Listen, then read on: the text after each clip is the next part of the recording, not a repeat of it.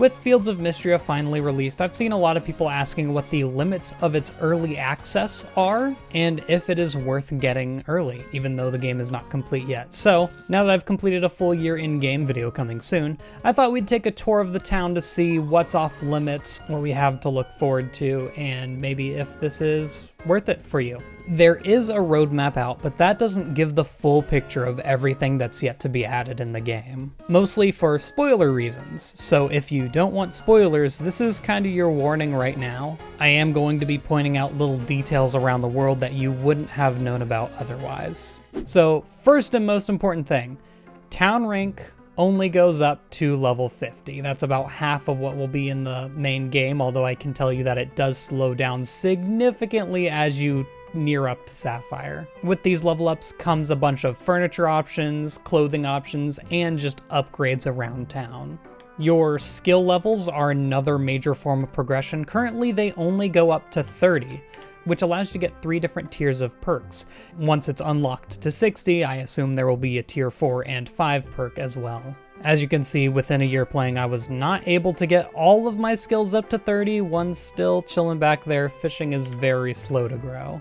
Now I'd like to take a tour around just to show off inaccessible areas. The first one that you'll probably notice if we open up the map is there's a whole deep woods map that is just giant locked icon. There is a giant staircase here that's blocked by vines, and there is no way to remove it currently in game. I would assume that this area would be another foraging area, or maybe a second dungeon in addition to the mines, but that's all conjecture. I really couldn't say either way. Speaking of the mines, it also has its own limits. Currently, there are 60 different floors, and it seems like there's intended to be 100 by the end. Every 20 floors is its own biome, and you're meant to spend a lot of time in each biome. Here you can see the fire seal at the bottom. We can't get through yet. Each set of floors in the mines has its own set of fish, forageables, artifacts, enemies, minerals, so you're meant to spend a lot of time in each one. I didn't actually end up reaching floor 60 until the middle of winter, which it takes a surprising amount of time, so it's plenty to chew on. West of there, we have the Western Ruins, and there is once again a staircase that we cannot climb. This one does not get fixed like one of the other staircases that was inaccessible at the beginning of the game, and there's really no way of telling what's up there. There is this cave with a blocked off entrance. It is unclearable as of now, and there's actually one other cave like this down at the beach. If we jump off the western side over here, we can swim up to a little island, and there's another wall just like that. I can't inspect this one, surprisingly, but it's probably going to be some sort of cave system that we just can't access yet. Since we are here on the beach, we can go over buildings that are currently inaccessible. There's this lighthouse here. Door's locked. No way to get in. This is one of those cases where once we do get this house unlocked, I don't know what it could possibly add to the game. That's a complete, I couldn't even guess. So that'll definitely be a surprise once it is added. Heading into town, there is only one house that is still locked, and it is this, it almost looks like a schoolhouse building here. No way to unlock it for now. All other buildings are accessible. It is the only one in town still locked. Although, notably, you do upgrades to each of the buildings, and the blacksmith hasn't had an upgrade, as well as the clinic, which actually, you know what? Now I look at it, door's boarded up. It's another area we can't access. I'm not mentioning the spa because they do say in dialogue that it was only recently upgraded, so they're probably pretty happy with how it is now. Last thing I can think of, here in the museum, which by the way is another major progression point, you can donate items here.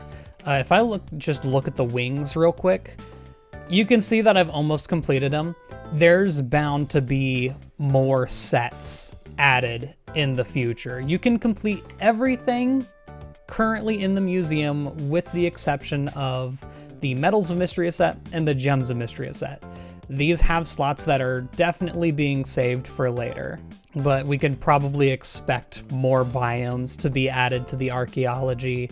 I would guess that flora from the deep woods would be added, things like that. There's also these doors here that we can't enter, and I'm assuming they're going to show off all of the things you've collected in the museum, kind of like Animal Crossing. You can go in and see the fish in the aquarium or the bugs in the greenhouse.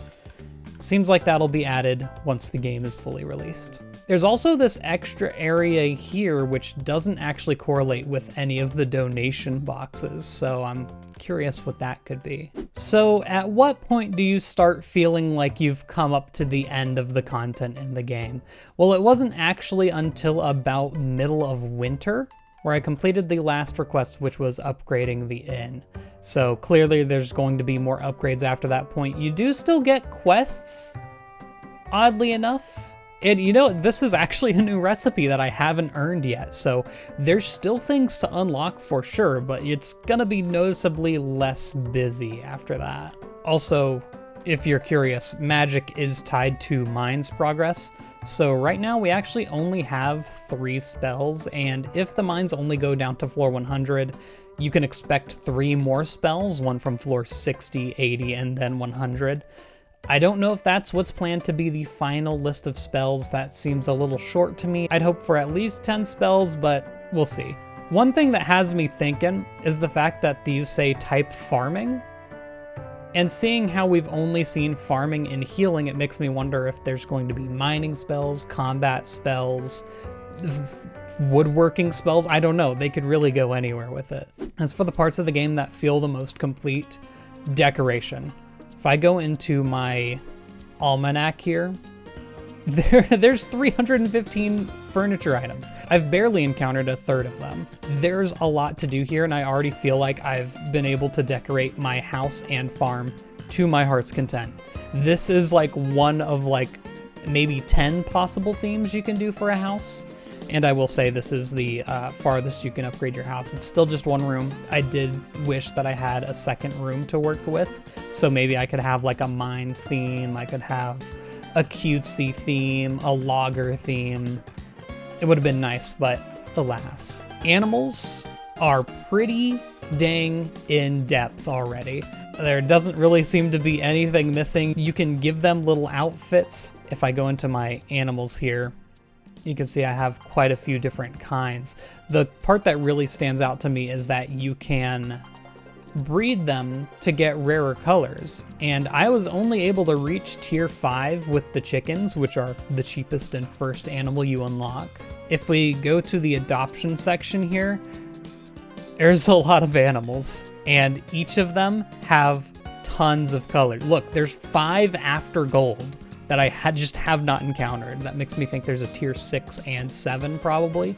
And even in the lower tiers, like tier 2 here with the gray chick, I haven't even encountered all of those. I have pink for tier 4, yet there's something else there.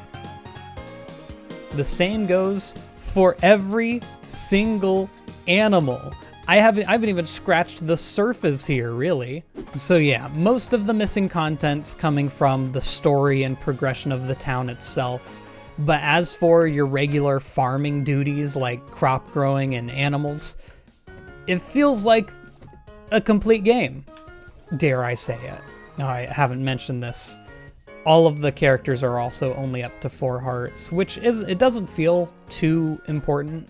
One thing that kind of felt weird was that only the romanceable characters have cutscenes, and so it kind of felt like there was no reason to get hearts with like Elsie or Errol. So I'm kind of wondering if they'll add scenes for them in, or if it's just going to be the romanceable candidates. That'll do it for now. Thank you for watching. See you in the next video, and good night.